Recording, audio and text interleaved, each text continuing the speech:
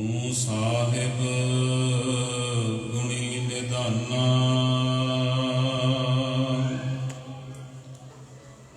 ਤੁਮਰੀ ਮਹਿਮਾ ਵਰਨ ਨਾ ਸਾਕੋ।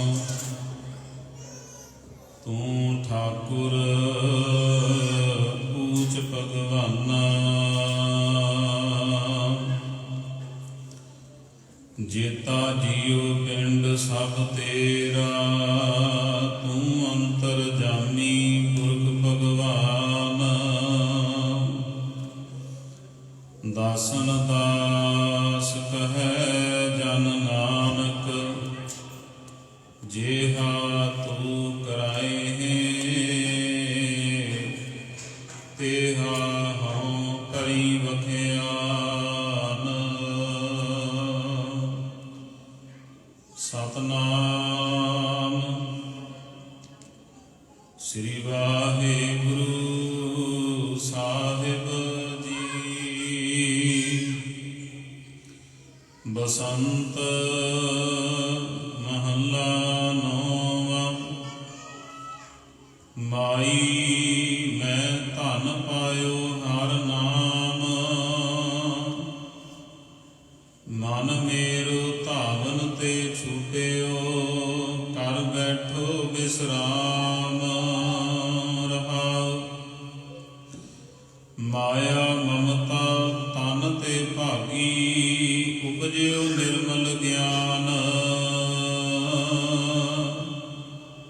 ਲੋਭ ਮੋਹ ਇਹ ਪਰਸ ਨਾ ਸਾਕੈ, ਗਹੀ ਭਗਤ ਭਗਵਾਨ। ਜਨਮ ਜਨਮ ਕਾ ਸੰਸਾ ਚੁਕਾ, ਰਤਨ ਨਾਮ ਜਬ ਪਾਇਆ। ਤ੍ਰਿਸ਼ਨਾ ਸਕਲ ਬਿਨਾਸੀ, ਮਨ ਤੇ ਨਿਜ ਸੁਖ ਮਾਹੇ ਸਮਾਇਆ।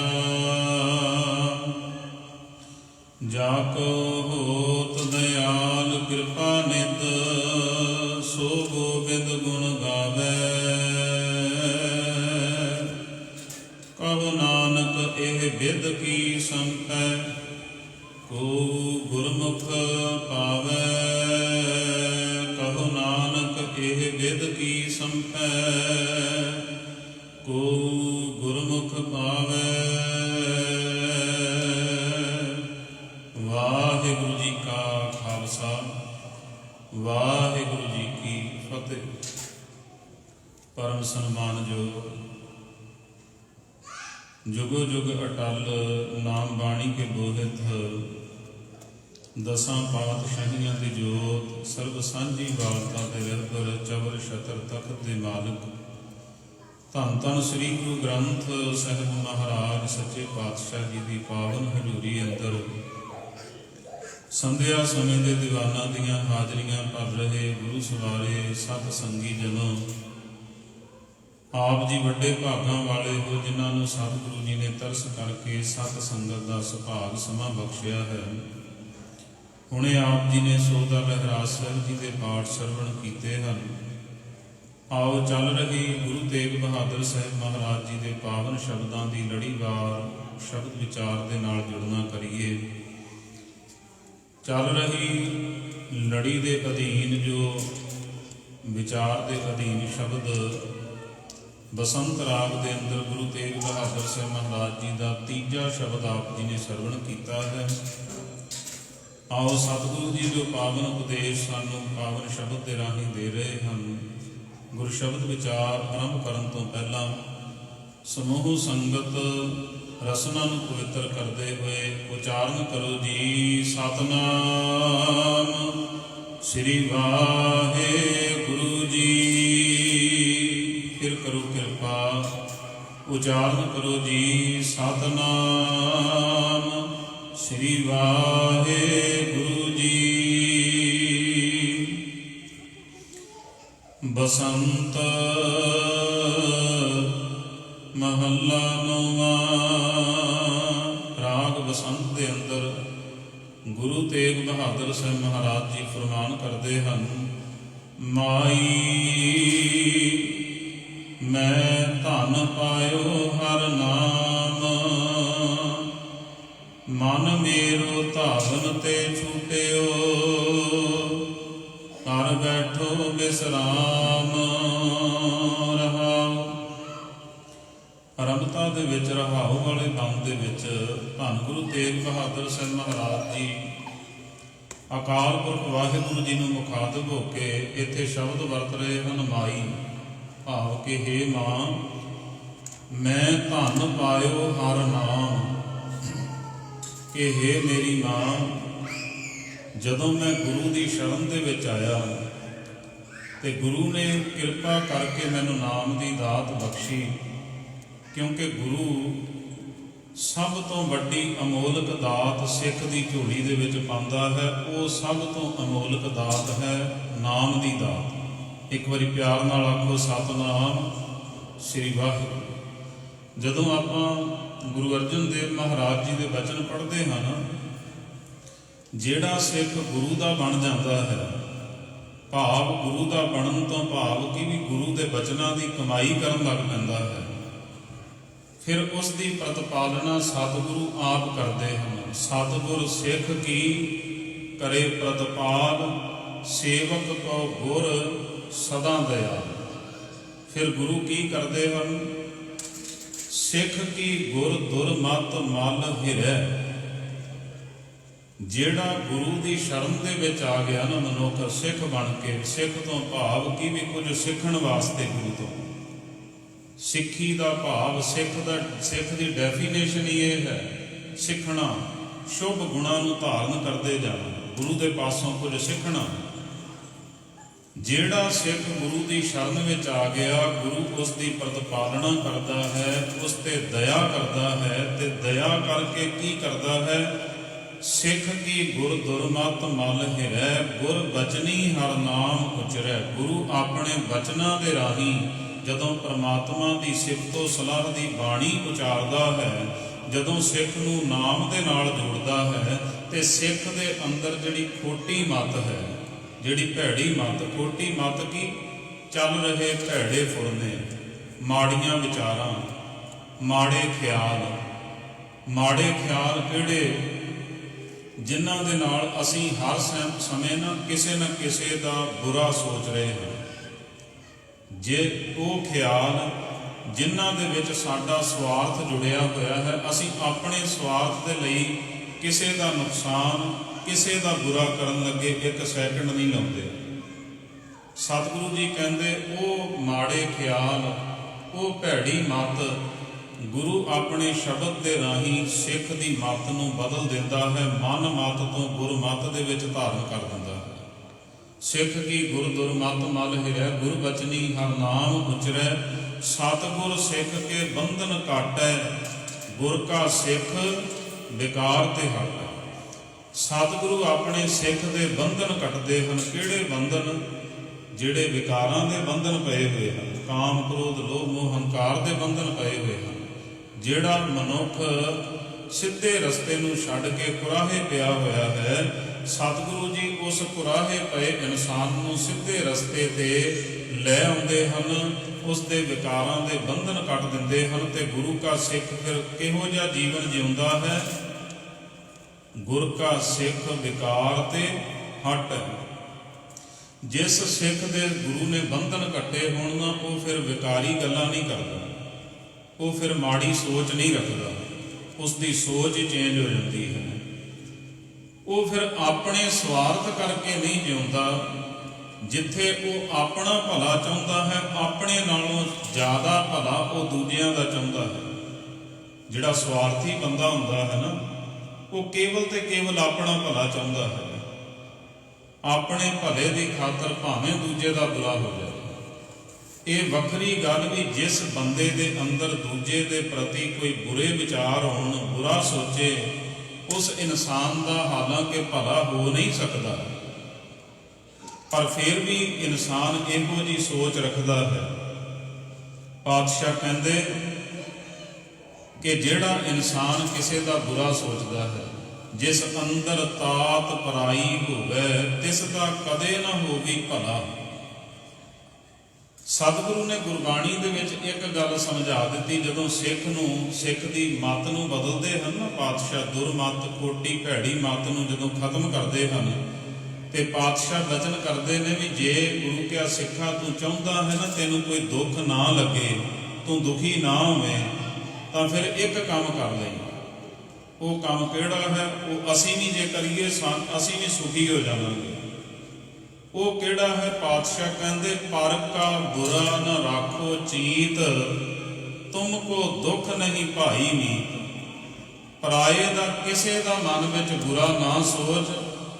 ਆ ਤੈਨੂੰ ਲਿਖ ਕੇ ਦੇ ਦਿੰਦੇ ਹਾਂ, ਤੈਨੂੰ ਕਦੇ ਦੁੱਖ ਨਹੀਂ ਲੱਗਣ ਲੱਗਾ, ਤੂੰ ਕਦੇ ਦੁਖੀ ਨਹੀਂ ਹੋਏਗਾ। ਦੁੱਖ ਆਉਂਦਾ ਹੀ ਸਾਡੇ ਪਾਸ ਉਦੋਂ ਹੈ ਜਦੋਂ ਸਾਡੇ ਕਰਮ ਮਾੜੇ ਹੋ ਜਾਂਦੇ ਨੇ। ਮੈਂ ਕਈ ਵਾਰੀ ਬੇਨਤੀ ਕੀਤੀ, ਕਰਮ ਬੀਜ ਹੈ। ਜਿਹੋ ਜਿਹਾ ਬੀਜ ਬੀਜਿਆ ਜਾਂਦਾ ਹੈ ਉਹ ਕੁਝ ਹੀ ਉਗਦਾ ਹੈ, ਉਹ ਕੁਝ ਹੀ ਵੱਢਣਾ ਪੈਂਦਾ ਹੈ। ਇਸੇ ਤਰੀਕੇ ਦੇ ਨਾਲ ਸਤਿਗੁਰੂ ਕੀ ਕਰਦੇ ਹਨ? ਸਤਿਗੁਰ ਸਿੱਖ ਕੇ ਬੰਧਨ ਕਾਟੈ, ਗੁਰ ਕਾ ਸਿੱਖ ਵਿਕਾਰ ਤੇ ਹਟੈ। ਸਤਿਗੁਰ ਸਿੱਖ ਕੋ ਨਾਮ ਧਨ ਦੇ, ਗੁਰ ਕਾ ਸਿੱਖ ਵਡਭਾਗੀ ਹੈ। ਸਭ ਤੋਂ ਵੱਡੀ ਦਾਤ ਸਤਿਗੁਰੂ ਸਿੱਖ ਨੂੰ ਦਿੰਦੇ ਹਨ, ਨਾਮ ਦੇ ਧਨ ਦੀ ਦਾਤ ਦਿੰਦੇ ਹਨ। ਅੱਜ ਜੋ ਗੁਰੂ ਤੇਗ ਬਹਾਦਰ ਸਾਹਿਬ ਮਹਾਰਾਜ ਜੀ ਕਿਰਪਾ ਕਰ ਰਹੇ ਹਨ ਨਾ, ਪਾਤਸ਼ਾਹ ਕਹਿੰਦੇ ਮਾਈ ਮੈਂ ਧਨ ਪਾਇਓ ਹਰ ਨਾਮ। ਹੇ ਮੇਰੀ ਮਾਂ, ਮੈਂ ਜਦੋਂ ਗੁਰੂ ਦੀ ਸ਼ਰਨ ਦੇ ਵਿੱਚ ਗਿਆ, ਗੁਰੂ ਦੇ ਉਪਦੇਸ਼ ਦੀ ਕਮਾਈ ਕੀਤੀ, ਮੈਨੂੰ ਉਹ ਪਰਮਾਤਮਾ ਦਾ ਨਾਮ ਮਿਲ ਗਿਆ ਜੋ ਰਤਨਾਂ ਤੋਂ ਵੀ ਕੀਮਤੀ ਹੈ। ਨਾਮ ਅਮੋਲਕ ਰਤਨ ਹੈ, ਪੂਰੇ ਸਤਿਗੁਰ ਪਾਸ। ਸਤਿਗੁਰ ਸੇਵੈ ਲੱਗਿਆ, ਕੱਢ ਰਤਨ ਦੇਵੈ ਪ੍ਰਗਾਸ।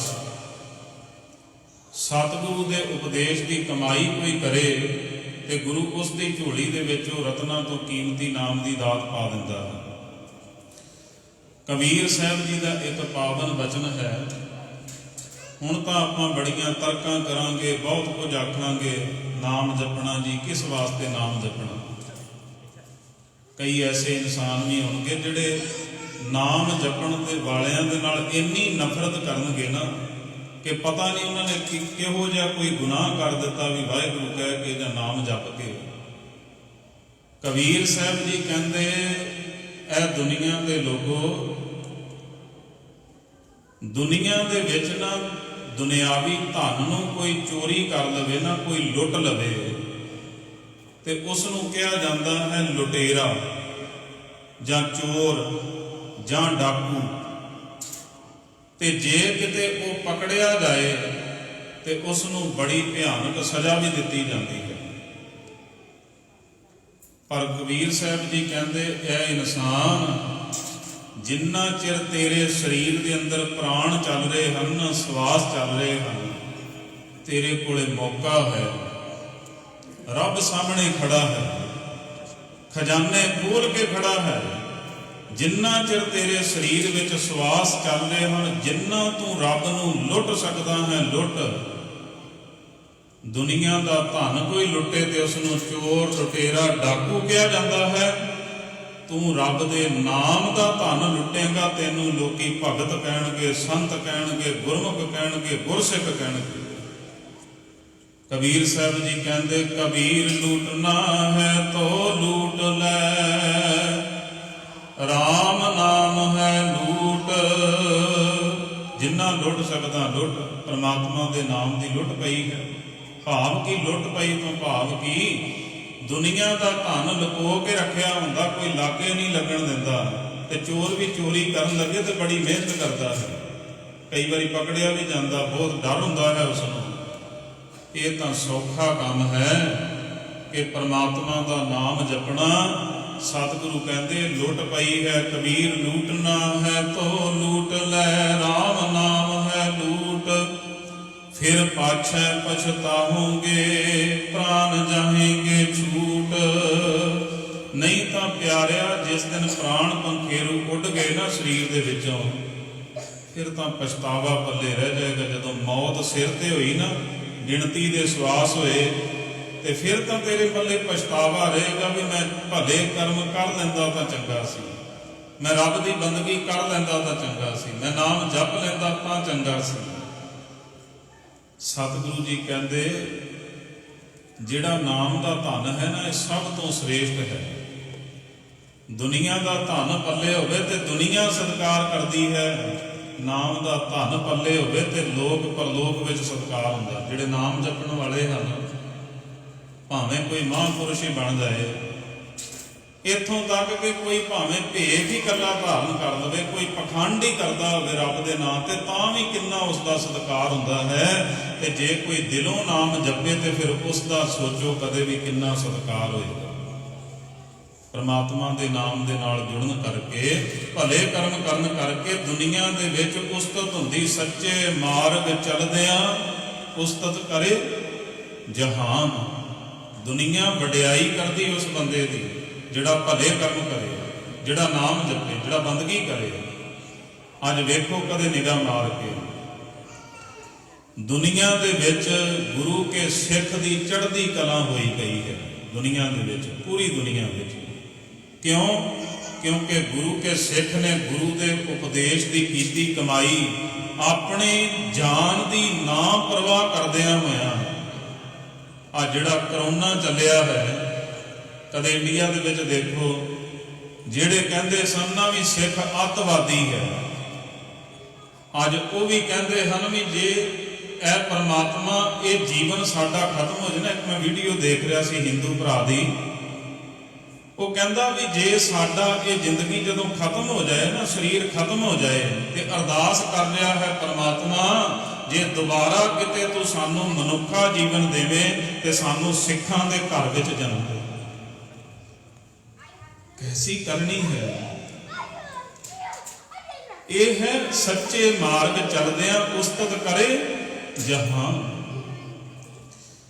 ਗੁਰੂ ਕਾ ਸਿੱਖ ਗੁਰੂ ਦੇ ਉਪਦੇਸ਼ ਦੀ ਕਮਾਈ ਕਰਦਾ ਹੈ, ਆਪਣੀ ਪਰਵਾਹ ਨਾ ਕਰਦਿਆਂ ਲੋੜਵੰਦਾਂ ਤੱਕ ਹਰ ਇੱਕ ਚੀਜ਼ ਪਹੁੰਚਾ ਰਹੇ ਹਨ। ਪਹਿਲਾਂ ਕਹਿ ਰਹੇ ਸਨ ਵੀ ਗੁਰਦੁਆਰਿਆਂ ਦੇ ਨਾਲੋਂ ਜੇ ਕਿਤੇ ਹਸਪਤਾਲ ਬਣੇ ਹੁੰਦੇ ਤਾਂ ਕੋਈ ਫਾਇਦਾ ਹੋਣਾ ਸੀ।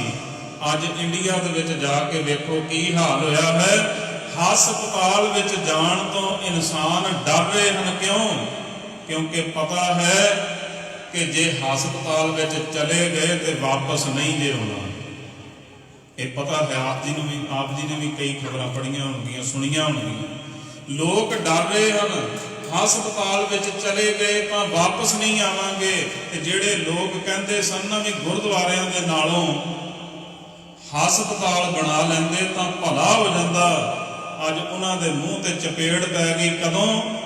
ਜਦੋਂ ਲੋਕ ਅੱਜ ਕਹਿ ਰਹੇ ਹਨ ਵੀ ਜੇ ਉਹਨਾਂ ਹਸਪਤਾਲਾਂ ਦੀ ਥਾਂ ਤੇ ਹੋਰ ਗੁਰਦੁਆਰੇ ਬਣ ਜਾਂਦੇ ਤਾਂ ਕੁਝ ਫਾਇਦਾ ਹੋ ਜਾਂਦਾ।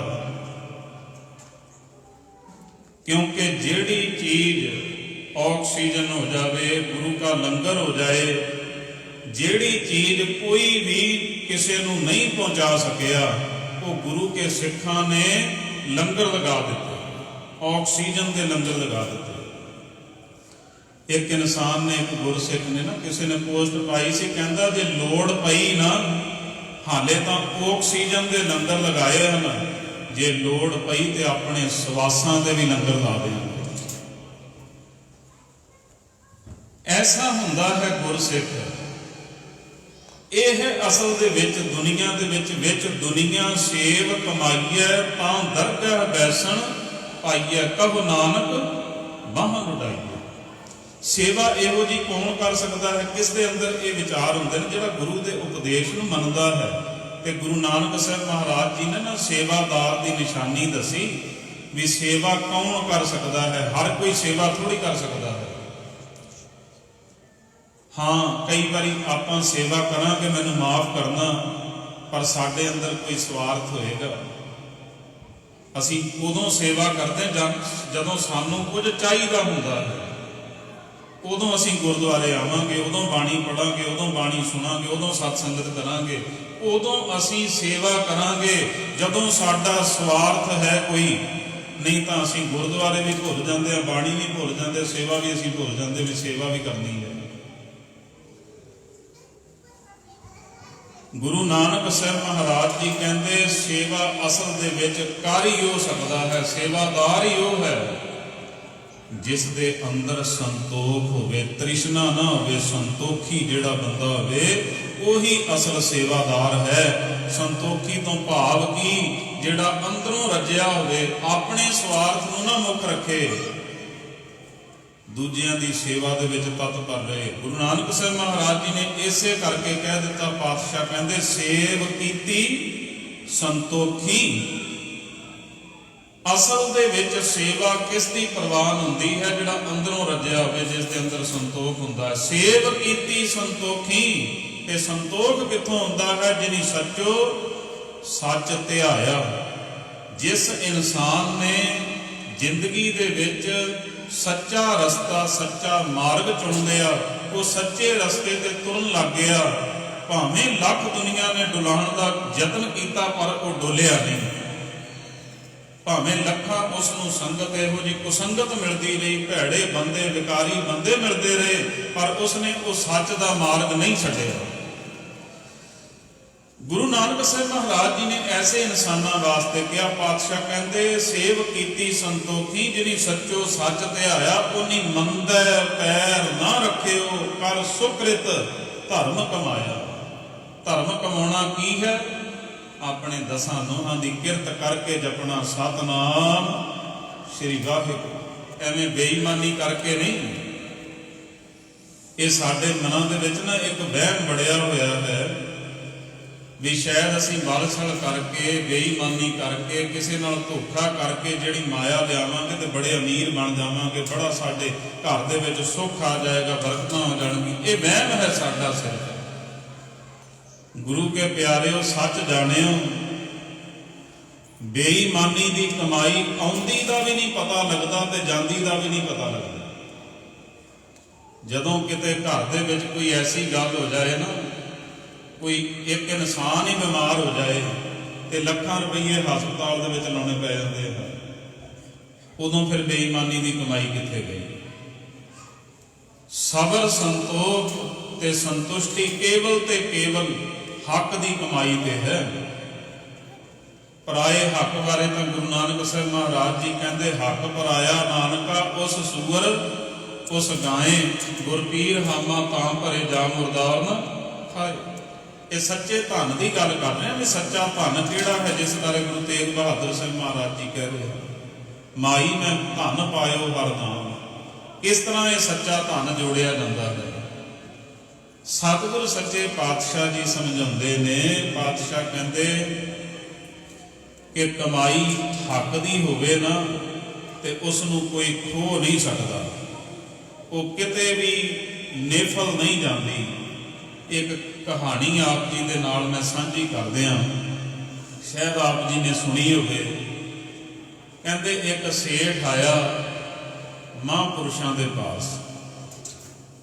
ਮਹਾਂਪੁਰਖਾਂ ਦੇ ਪਾਸ ਸੇਠ ਆਇਆ ਤੇ ਆ ਕੇ ਕਹਿਣ ਲੱਗਾ, ਕਹਿੰਦਾ ਵੀ ਮਹਾਂਪੁਰਖੋ ਮੇਰੇ ਤੇ ਕਿਰਪਾ ਕਰੋ, ਮੈਂ ਮਿਹਨਤ ਬੜੀ ਕਰਦਾ ਹਾਂ ਪਰ ਮੇਰੀ ਮਿਹਨਤ ਨੂੰ ਫਲ ਨਹੀਂ ਲੱਗਦਾ, ਬਰਕਤ ਨਹੀਂ ਪੈਂਦੀ।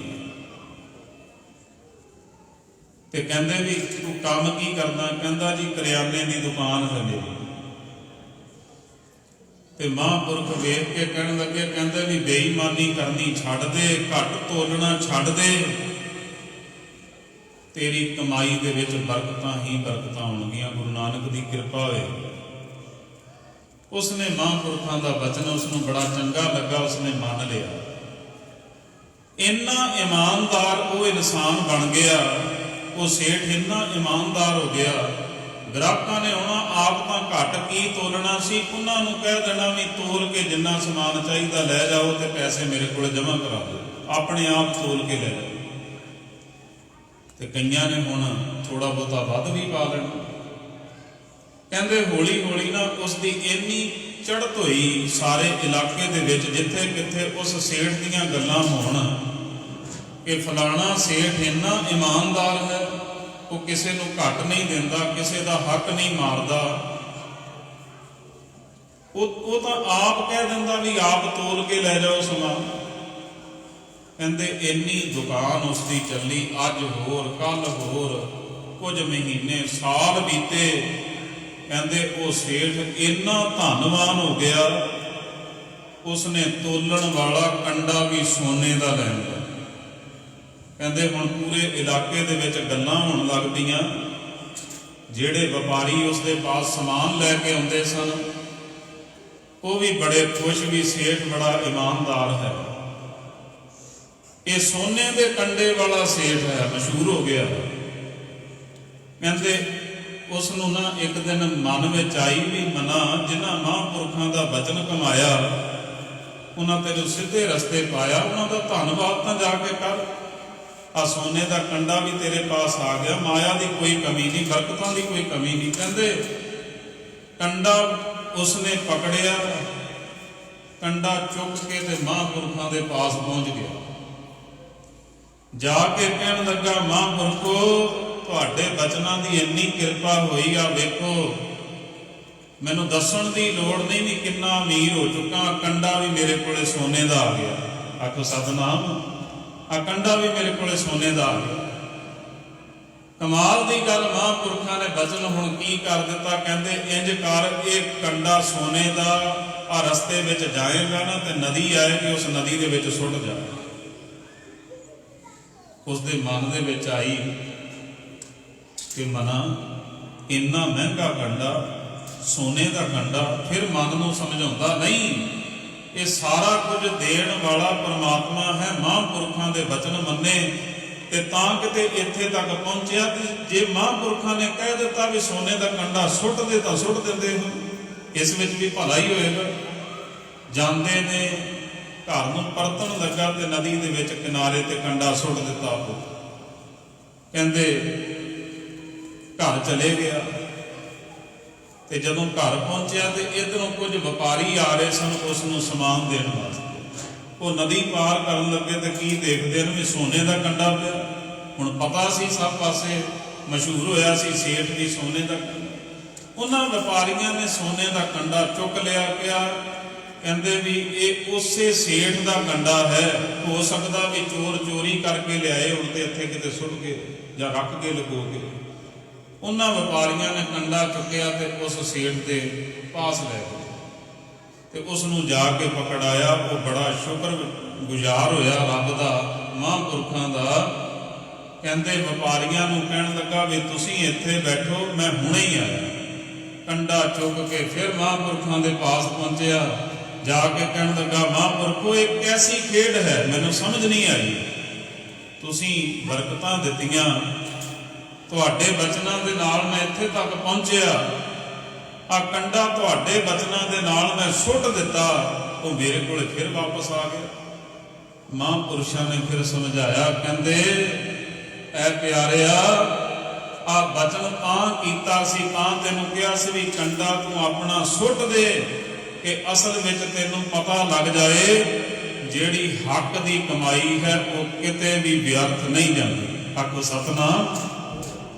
ਇਹ ਬੰਦੇ ਦਾ ਭੁਲੇਖਾ ਹੁੰਦਾ ਹੈ ਨਾ, ਵਲਸਲ ਕਰਕੇ ਬੇਈਮਾਨੀ ਕਰਕੇ ਬੜਾ ਧਨ ਜੋੜ ਕੇ ਮੈਂ ਸੁੱਖ ਮਾਣਾਂਗਾ, ਮੇਰੇ ਘਰ ਵਿੱਚ ਬਰਕਤਾਂ, ਇਹ ਕੁਝ ਵੀ ਨਹੀਂ ਹੁੰਦਾ। ਜਿਹੜੀ ਬਰਕਤ ਹੱਕ ਦੀ ਕਮਾਈ ਵਿੱਚ ਹੈ ਨਾ, ਤੇ ਸੱਚ ਜਾਣੇ ਉਹ ਹੱਕ ਦੀ ਕੀਤੀ ਹੋਈ ਕਮਾਈ ਕਿਤੇ ਵਿਅਰਥ ਵੀ ਨਹੀਂ ਜਾਂਦੀ। ਗੁਰੂ ਨਾਨਕ ਨੇ ਇਹੋ ਕੁਝ ਤਾਂ ਸਮਝਾਇਆ। ਜਿਹੜਾ ਹੱਕ ਦੀ ਕਮਾਈ ਕਰਦਾ, ਨਾਮ ਜਪਦਾ ਹੈ, ਕਿਰਤ ਕਰਦਾ ਹੈ, ਵੰਡ ਕੇ ਛੱਡਦਾ ਹੈ, ਇਹ ਸਭ ਤੋਂ ਵੱਡਾ ਧਨ ਹੈ, ਜਿਸ ਨੂੰ ਗੁਰੂ ਤੇਗ ਬਹਾਦਰ ਸਾਹਿਬ ਮਹਾਰਾਜ ਜੀ ਕਹਿੰਦੇ, ਮਾਈ ਮੈਂ ਧਨ ਪਾਇਓ ਹਰ ਨਾਮ।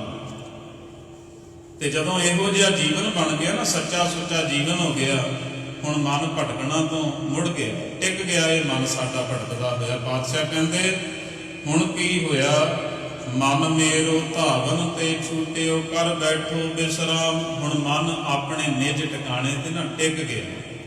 ਜਿਹੜਾ ਬਲਸਲ ਬੇਈਮਾਨੀਆਂ ਵਾਸਤੇ ਭਜਦਾ ਸੀ ਨਾ, ਉਹ ਰੁਕ ਗਿਆ ਗੁਰੂ ਦੀ ਕਿਰਪਾ ਦੇ ਨਾਲ। ਫਿਰ ਪਾਤਸ਼ਾਹ ਕਹਿੰਦੇ, ਮਾਇਆ ਮਮਤਾ ਤਨ ਤੇ ਭਾਗੀ, ਉਪਜਿਓ ਨਿਰਮਲ ਗਿਆਨ। ਜਿਹੜਾ ਹੀ ਮੇਰੇ ਅੰਦਰ ਲਾਲਸਾ ਬਣੀ ਹੋਈ ਸੀ ਨਾ, ਲੋਭ ਮੈਂ ਧਾਰਨ ਕੀਤਾ ਹੋਇਆ ਸੀ ਵੀ ਕਿਸੇ ਦੇ ਘਰ ਦਾ ਵੀ ਲੁੱਟ ਕੇ, ਕਿਸੇ ਗੁਆਂਢੀ ਦੇ ਵੀ ਜੋ ਮਾਇਆ ਉਹ ਵੀ ਮੇਰੇ ਪਾਸ ਆ ਜਾਏ, ਜੋ ਕੁਝ ਗੁਆਂਢੀ ਨੇ ਜੋੜਿਆ ਉਹ ਵੀ ਮੇਰੇ ਕੋਲੇ ਆ ਜਾਏ, ਉਹ ਲਾਲਸਾ ਖਤਮ ਹੋ ਗਈ ਅੰਦਰ। ਹੁਣ ਤਾਂ ਜੀਵਨ ਬਣ ਗਿਆ ਇਹੋ ਜਿਹਾ ਵੀ ਜੋ ਕੁਝ ਮੇਰੇ ਕੋਲੇ ਹੈ ਉਹ ਵੀ ਮੇਰਾ ਨਹੀਂ, ਮੇਰਾ ਮੁਝ ਮੈਂ ਕਿਛ ਨਹੀਂ, ਜੋ ਕਿਛ ਹੈ ਸੋ ਤੇਰਾ, ਤੇਰਾ ਤੁਝ ਕੋ ਸੌਂਪ ਦੇ ਕਿਆ ਲਾਗੈ ਮੇਰਾ। ਇਹੋ ਜਿਹਾ ਜੀਵਨ ਬਣ ਗਿਆ ਤੇ ਕੋਈ ਘਾਟਾ ਵੀ ਨਾ ਰਿਹਾ, ਕੋਈ ਕਮੀ ਵੀ ਨਾ ਰਹੀ। ਪਾਤਸ਼ਾਹ ਕਹਿੰਦੇ ਉਪਜਿਓ ਨਿਰਮਲ ਗਿਆਨ, ਹੁਣ ਅਸਲ ਰੱਬ ਦੇ ਨਾਲ ਜਾਣ ਪਛਾਣ ਬਣੀ, ਅਸਲ ਸਾਂਝ ਬਣੀ ਰੱਬ ਦੇ ਨਾਲ। ਜਦੋਂ ਜੀਵਨ ਚੰਗਾ ਬਣ ਗਿਆ ਨਾ, ਸੁਚੱਜਾ ਹੋ ਗਿਆ, ਗੁਰੂ ਦੇ ਆਸ਼ੇ ਅਨੁਸਾਰ ਹੋ ਗਿਆ, ਹੁਣ ਰੱਬ ਦੇ ਨਾਲ ਜਾਣ ਪਛਾਣ ਬਣੀ। ਹੁਣ ਸਮਝ ਆਈ ਵੀ ਰੱਬ ਕਿਹੋ ਜਿਹਾ ਹੁੰਦਾ ਹੈ। ਕਦੇ ਸੱਚ ਦੇ ਮਾਰਗ ਤੇ ਚੱਲ ਕੇ ਵੇਖੀਏ ਕਿ ਰੱਬ ਕਿਹੋ ਜਿਹਾ ਹੁੰਦਾ, ਸਾਨੂੰ ਦਿਸ ਜਾਏਗਾ ਰੱਬ, ਸਭ ਦੇ ਵਿੱਚੋਂ ਦਿਸੇਗਾ। ਪਾਤਸ਼ਾਹ ਕਹਿੰਦੇ ਹੁਣ ਕੈਸਾ ਜੀਵਨ ਹੋ ਗਿਆ, ਲੋਭ ਮੋਹ ਇਹ ਪਰਸ ਨਾ ਸਾਕੈ, ਗਹੀ ਭਗਤ ਭਗਵਾ। ਜਦੋਂ ਭਗਤੀ, ਰੱਬ ਦੀ ਭਗਤੀ ਮੈਂ ਕਰਨ ਲੱਗਾ, ਰੱਬ ਦੀ ਬੰਦਗੀ ਕਰਨ ਲੱਗਾ, ਸੱਚੇ ਸੁੱਚੇ ਮਾਰਗ ਤੇ ਚੱਲਣ ਲੱਗਾ, ਪਾਤਸ਼ਾਹ ਕਹਿੰਦੇ ਹੁਣ ਲੋਭ ਤੇ ਮੋਹ ਮੈਨੂੰ ਛੂ ਵੀ ਨਹੀਂ ਸਕਦੇ। ਇਹੋ ਜਿਹਾ ਜੀਵਨ ਬਣ ਗਿਆ। ਹੁਣ ਲੋਭ ਦਾ ਕੋਈ ਟਿਕਾਣਾ ਨਹੀਂ ਰਿਹਾ, ਹੁਣ ਮੋਹ ਨਹੀਂ ਮੈਨੂੰ ਮੋਹ ਸਕਦਾ। ਪਾਤਸ਼ਾਹ ਕਹਿੰਦੇ ਹੁਣ ਕੈਸਾ ਜੀਵਨ ਹੋ ਗਿਆ, ਜਨਮ ਜਨਮ ਕਾ ਸੰਸਾ ਚੂਕਾ, ਰਤਨ ਨਾਮ ਜਬ ਪਾਇਆ। ਜਨਮਾਂ ਜਨਮਾਂਤਰਾਂ ਦਾ ਜਿਹੜਾ ਅੰਦਰ ਸਹਿਮ ਡਰ ਬਣਿਆ ਹੋਇਆ ਸੀ, ਜਦੋਂ ਮੈਂ ਪ੍ਰਮਾਤਮਾ ਦੇ ਨਾਮ ਦਾ ਰਤਨ ਗੁਰੂ ਦੇ ਪਾਸੋਂ ਪਾਇਆ, ਤੇ ਸਤਿਗੁਰੂ ਜੀ ਕਹਿੰਦੇ ਤ੍ਰਿਸ਼ਨਾ ਸਕਲ ਬਿਨਾਸੀ, ਮਨ ਤੇ ਨਿਜ ਸੁਖ ਮਾਹੇ ਸਮਾਇਆ। ਉਹ ਸਹਿਮ ਦੂਰ ਹੋ ਗਿਆ, ਸੰਸਾ ਚੂਕਾ ਦੂਰ ਹੋ ਗਿਆ, ਤੇ ਤ੍ਰਿਸ਼ਨਾ ਸਕਲ ਵਿਨਾਸੀ, ਮਨ ਤੇ ਅੰਦਰ ਜਿਹੜੀ ਤ੍ਰਿਸ਼ਨਾ ਦੀ ਅੱਗ ਲੱਗੀ ਹੋਈ ਸੀ ਨਾ, ਨਾਮ ਦੇ ਜਲ ਨੇ ਉਹ ਅੱਗ ਵੀ ਬੁਝਾ ਦਿੱਤੀ। ਆਖੋ ਸਤਿਨਾਮ। ਤ੍ਰਿਸ਼ਨਾ ਬੁਝ ਹਰ ਕੈ ਨਾਮ, ਪ੍ਰਮਾਤਮਾ ਦੇ ਨਾਮ ਦੇ ਨਾਲ ਹੀ ਤ੍ਰਿਸ਼ਨਾ ਬੁਝ ਸਕਦੀ। ਪਾਤਸ਼ਾਹ ਕਹਿੰਦੇ ਨਿਜ ਸੁਖ ਮਾਹੇ ਸਮਾਇਆ। ਅਸਲ ਜਿਹੜਾ ਸੁਖ ਹੈ ਨਾ, ਨਿਜ ਆਸਣ ਤੇ, ਨਿਜ ਘਰ ਦੇ ਵਿੱਚ ਬੈਠ ਕੇ, ਪਾਤਸ਼ਾਹ ਕਹਿੰਦੇ ਉਸ ਸੁਖ ਦੇ ਵਿੱਚ ਮੈਂ ਟਿਕ ਗਿਆ। ਜਾ ਕੋ ਹੋਤ ਦਿਆਲ ਕਿਰਪਾ ਨਿੰਦ, ਸੋ ਗੋਬਿੰਦ ਗੁਣ ਗਾਵੈ। ਕਹੋ ਨਾਨਕ ਇਹ ਬਿਦ ਕੀ ਸੰਤੈ, ਕੋ ਗੁਰਮੁਖ ਪਾਵੈ। ਹੁਣ ਇਹ ਅਵਸਥਾ, ਇਹੋ ਜਿਹਾ ਜੀਵਨ, ਇਸ ਤਰੀਕੇ ਦੇ ਨਾਲ ਕੋਈ ਨਾਮ ਧਨ ਦੀ ਕਮਾਈ ਕਰੇ, ਇਹ ਹਰ ਕੋਈ ਨਹੀਂ ਕਰ ਸਕਦਾ। ਪਾਤਸ਼ਾਹ ਕਹਿੰਦੇ ਕੌਣ ਕਰਦਾ ਹੈ? ਜਾ ਕੋ ਹੋਤ ਦਿਆਲ ਕਿਰਪਾ ਨਿਧ, ਕਿਰਪਾ ਦਾ ਖਜ਼ਾਨਾ ਪ੍ਰਭੂ ਪਰਮਾਤਮਾ ਜਿਸ ਤੇ ਦਿਆਲੂ ਹੁੰਦਾ ਹੈ, ਸੋ ਗੋਬਿੰਦ ਗੁਣ ਗਾਵੇ। ਉਹ ਉਸ ਦੇ ਗੁਣ ਗਾਉਂਦਾ ਹੈ, ਅਸਲ ਵਿੱਚ ਉਹ ਉਸ ਦੀ ਸਿਫਤ ਸਲਾਹ ਕਰਦਾ ਹੈ। ਪਾਤਸ਼ਾਹ ਕਹਿੰਦੇ ਕਹੋ ਨਾਨਕ ਇਹ ਬਿਦ ਕੀ ਸੰਤ ਹੈ। ਇਹ ਬਿਦ ਕੀ ਸੰਤ ਹੈ ਤੋਂ ਭਾਵ ਕਿ ਜੋ ਆਪਾਂ ਪਿੱਛੇ ਵਿਚਾਰ ਕਰ ਆਏ ਵੀ ਜੀਵਨ ਕਿਹੋ ਜਿਹਾ ਹੋਵੇ, ਨਾਮ ਜਪਣਾ। ਇਹ ਥੋੜੀ ਕਿ ਮੈਂ ਵਾਹਿਗੁਰੂ ਵਾਹਿਗੁਰੂ ਜ਼ੁਬਾਨ ਦੇ ਨਾਲ ਕਰੀ ਜਾਵਾਂ ਤੇ ਬੇਈਮਾਨੀ ਵੀ ਕਰੀ ਜਾਵਾਂ, ਵਾਹਿਗੁਰੂ ਵਾਹਿਗੁਰੂ ਵੀ ਕਰੀ ਜਾਵਾਂ, ਲੋਕਾਂ ਦੀਆਂ ਜੇਬਾਂ ਵੀ ਕੱਟੀ ਜਾਵਾਂ। ਇਸ ਤਰੀਕੇ ਨਾਲ ਥੋੜੀ, ਜੀਵਨ ਵੀ ਉਹੋ ਜਿਹਾ ਹੋਣਾ ਚਾਹੀਦਾ ਜੋ ਗੁਰੂ ਬਖਸ਼ ਰਿਹਾ ਹੈ। ਪਾਤਸ਼ਾਹ ਕਹਿੰਦੇ ਇਹੋ ਜਿਹਾ ਜੀਵਨ, ਇਹੋ ਜਿਹਾ ਢੰਗ ਤਰੀਕਾ ਹਰ ਇੱਕ ਨੂੰ ਨਹੀਂ ਮਿਲਦਾ। ਇਹੋ ਜੀ ਸੰਪਤੀ ਜਿਹੜੀ ਚੰਗੇ ਸ਼ੁਭ ਗੁਣਾਂ ਦੀ ਸੰਪਤੀ ਹੈ, ਉਹ ਵੀ ਹਰ ਇੱਕ ਨੂੰ ਨਹੀਂ ਪ੍ਰਾਪਤ ਹੁੰਦੀ। ਉਹ ਗੁਰਮੁਖ ਪਾਵੈ। ਗੁਰਮੁਖ ਤੋਂ ਭਾਵ ਜਿਹੜਾ ਗੁਰੂ ਦੇ ਸਨਮੁਖ ਹੈ, ਜਿਹੜਾ ਗੁਰੂ ਨੂੰ ਮੁੱਖ ਰੱਖਦਾ ਹੈ ਹਰ ਕੰਮ ਦੇ ਵਿੱਚ, ਉਹ ਇਨਸਾਨ ਨੂੰ ਇਹ ਸੰਪਤੀ, ਉਸ ਨੂੰ ਇਹ ਸ਼ੁਭ ਗੁਣ, ਉਸ ਨੂੰ ਇਹ ਨਾਮ ਦਾ ਸ੍ਰੇਸ਼ਟ ਧਨ ਪ੍ਰਾਪਤ ਹੁੰਦਾ ਹੈ। ਸਤਿਗੁਰੂ ਜੀ ਕਿਰਪਾ ਕਰਨ, ਅਸੀਂ ਵੀ ਗੁਰੂ ਦੇ ਬਚਨਾਂ ਦੀ ਕਮਾਈ ਕਰਕੇ ਆਪਣੇ ਜੀਵਨ ਨੂੰ ਸਫਲ ਕਰ ਸਕੀਏ। ਸਤਿਗੁਰੂ ਜੀ ਕਿਰਪਾ ਕਰਨ, ਸਤਿਗੁਰੂ ਦੇ ਇਹ ਪਾਵਨ ਬਚਨ ਸਾਡੇ ਹਿਰਦਿਆਂ ਵਿੱਚ ਵਸ ਜਾਣ, ਸਾਡਾ ਵੀ ਜੀਵਨ ਸਫਲ ਜੀਵਨ ਬਣ ਸਕੇ। ਇੰਨੀ